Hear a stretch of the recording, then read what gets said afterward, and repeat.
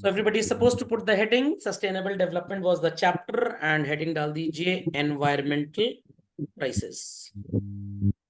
So भाई environmental crisis तभी होंगी जब environment में support करने वाली चीजें कम हो जाएं और आपका उनको बर्बाद करने का जो emissions हैं वो ज्यादा हो जाएं. So what is environment? ये तो सबको पता है environmental crisis का मतलब क्या होता है भाई. The environment is able to perform multiple functions, children.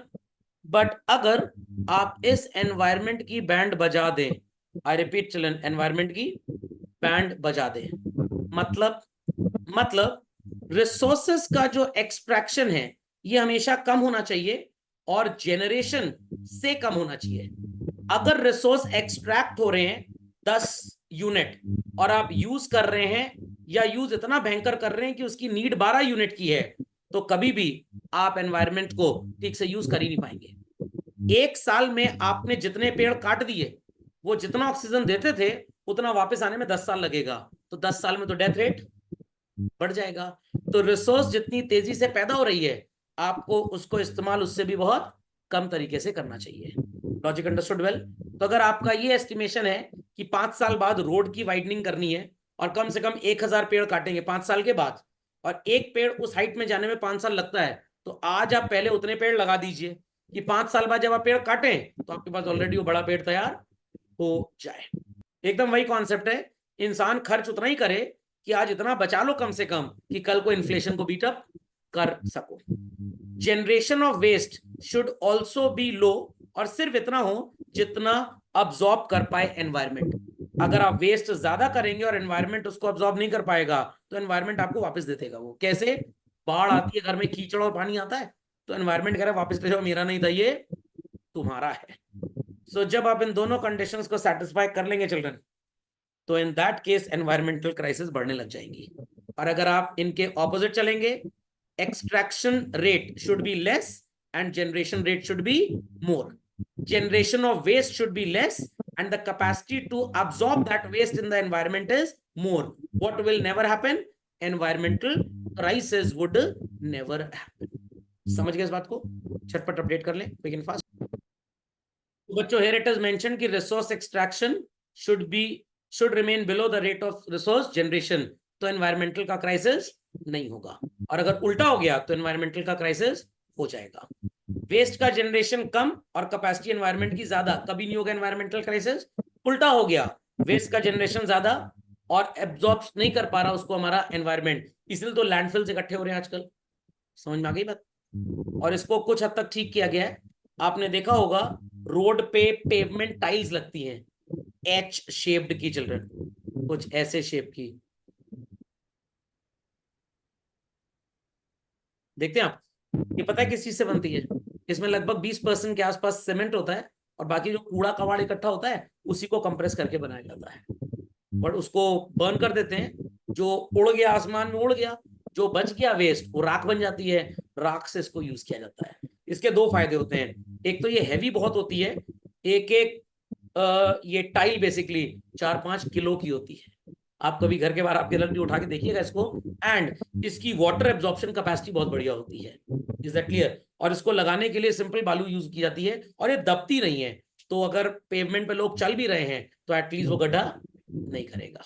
हाँ, और अगर एक निकल गई तो पूरा फिर धड़धड़ाते हुए निकल जाती है. तो रिवर्सल करना पड़ेगा सप्लाई डिमांड का रिलेशनशिप, तब जाके एनवायरमेंटल क्राइसिस खत्म होगा. चल रहा है तो ध्यान से सुनिएगा. सो पहले क्या होता था कि भाई रिसोर्सेस की जो डिमांड थी वो कम थी और जो जेनरेशन था एनवायरमेंट से बहुत ज्यादा था इन द पास्ट.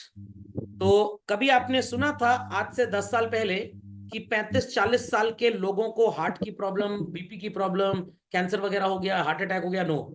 आजकल तो भाई कम उम्र में ये सब हो रहा है. क्यों? क्योंकि हमारी डिमांड जो है बहुत ज्यादा बढ़ गई, बट रिसोर्स का उतना जनरेशन है नहीं, तो हम केमिकल्स यूज करने लग गए खाने पीने में, फर्टिलाइजर यूज करने लग गए, इसीलिए कम एज के बच्चों को चश्मा लग जाता है आजकल. Clear? Digestion problems are there, an number of problems are there. तो अगर हमारा रेट ऑफ रिसोर्स एक्सट्रैक्शन कम होगा जनरेशन से बच्चों, और पॉपुलेशन हमारी बढ़ेगी नहीं, हमें प्रोडक्शन की ज्यादा जरूरत है ही नहीं क्योंकि उतने लोग ही नहीं है, इंडस्ट्रीज भी कम सेटअप होंगी, तो ज्यादा वेस्ट हमारे एनवायरमेंट को एसिमुलेट नहीं करना पड़ेगा. कितना फैक्ट्री का एफ्लुएंट हम डाल देते हैं नदियों में, तो उससे जो हमारी वाटर टेबल है वो गंदी हो रही है। तो आपके घर में जो पानी आ रहा है आपको आरओ क्यों लगाना पड़ रहा है? क्योंकि जो नेचर में मिनरल्स हैं वो आपको नहीं मिल पा रहे। तो आरओ का पानी पीकर तो आपका शरीर केमिकल युक्त हो रहा है, नेचर वाला पिएंगे तो और बीमार होंगे। सर करें क्या? कुछ नहीं कर सकते, बस पढ़ लें कम से कम, ताकि एग्जाम में आंसर लिख के नंबर आ जाए आपके। और लिखकर कोई कुछ नहीं सकता, इसके लिए बहुत चेंज करना पड़ेगा, जो कि इम्पॉसिबल है। पहले तो ये जो एवरेस्ट पे पार्क समझ के लोग घूमने जा रहे हैं आजकल, वहां कितना कूड़ा इकट्ठा हो रहा है, उससे कितने ग्लेशियर्स मेल्ट हो रहे हैं, इससे वाटर लेवल बढ़ रहा है, बाढ़ वगैरह सब इसी से आ रही है। समझ में आ गया? तो लोगों के अंदर खुद सिविक सेंस होना चाहिए। इसलिए मैं सोचा शेरपा जी की तरह मैं भी फतेह कर लूं एवरेस्ट। मैंने कहा नहीं, इस पॉइंट को ध्यान रखना है, इसलिए मैं एवरेस्ट नहीं जा रहा, नहीं तो मैं भी एवरेस्ट चढ़ गया होता, आप भी चढ़ गए होते। Understood what used to happen in the past children? So presently क्या हो रहा है? प्रेजेंटली रिसोर्सेज की जो डिमांड है वो ज्यादा हो गई, बट जनरेशन कैपेसिटी एनवायरनमेंट की कम है। तो बस आप ऐसा समझ लीजिए कि मिक्सर ग्राइंडर आपके घर में इतना बड़ा सा है, वो 1.5 किलो चटनी बना सकता है, और आपने झुआ भर उसके अंदर सामान डाल दिया, तो या तो मिक्सर ग्राइंडर खराब होगा या तो चटनी खराब होगी, दोनों में से खराब होगा ही होगा। घर में कनेक्शन है 4 किलो वोल्ट का, लोड डाल दिए 25 किलो वोल्ट का, what will happen children? what will happen? Simply जो आपका मीटर होगा वो या तो ब्लास्ट कर जाएगा, स्टेबलाइजर होगा उस पर लोड ज्यादा फटफट आ जाएगा, शॉर्ट कर जाएगा, और या तो बिजली घर वाले देखेंगे इलेक्ट्रिक मीटर है इलेक्ट्रॉनिक, उसमें आपका लोड था 4 kVA, आपने लोड डाल दिया 8 kVA का, पीनल एक्शन हो जाएगा। तो कुछ ना कुछ डैमेज तो आपको होगा ही होगा।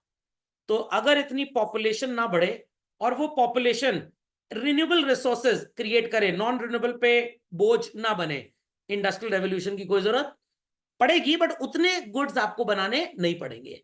घर में 4 लोग हैं, ध्यान दीजिएगा बात को, 3 टू व्हीलर्स हैं, चलो समझ में आता भाई, पापा जाएंगे ऑफिस शॉप, मम्मी को भी जाना है, आपको भी जाना है, गाड़ी एक बहुत है, पैसा आ गया, पड़ोसी ने फॉर्च्यूनर खरीदी, हम लैम्बोर्गिनी खरीदेंगे, तीसरा पड़ोसी कह रहा है मैं कार्निवाल खरीदूंगा, चौथा कह रहा है अच्छा ये चल रहा है मैं फैल्कन 300 प्राइवेट जेट खरीदूंगा, एक कह रहा है मैं स्पेसएक्स ही खरीद लेता हूं, एलन मस्क से बात कर लेता हूं।